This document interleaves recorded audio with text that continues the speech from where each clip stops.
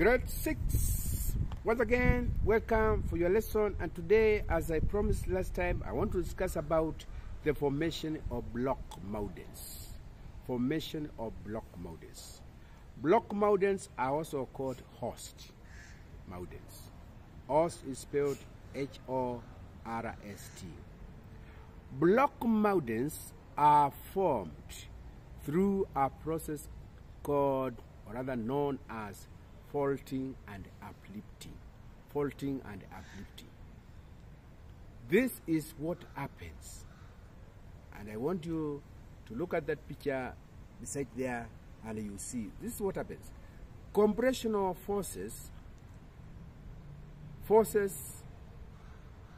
this compressional forces pushes rocks inwards each other. There are two rocks, one here, another one here.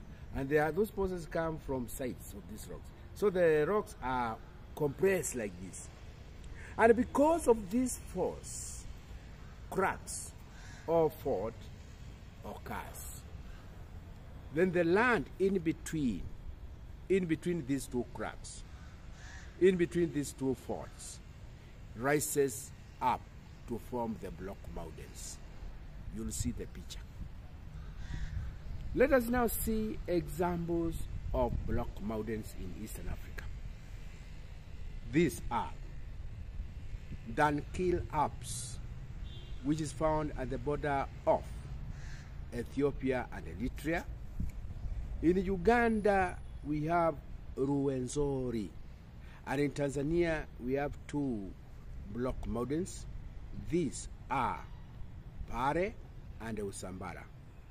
Here in Kenya, we have got two good examples of block mountains, and these are the Aberdares ranges, and of course, we have the Mau ranges. Today, in our lesson, we have seen very briefly how the block mountains are formed. And we have said block mountains are formed as a result of compressional forces coming from both sides like this. And because of these compressional forces, cracks or faults occur. And the land in between the two cracks is forced to raise up, forming a block mountain. Point number 2, which I also raised, is that the other name for block mountains is Horst. And for that, with that one, boys and girls, this is Teacher Mwangangi wishing you well. Please remember to subscribe and of course share. Remember this, I, as Teacher Mwangangi, I also handle other subjects other than social studies. I teach Kiswahili, I teach CRA, I teach handicraft, which is actually a very difficult subject to understand.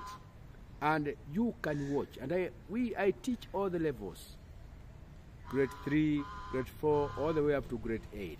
And very soon I'm going to introduce content for tertiary levels. So for now, bye-bye, see you next week.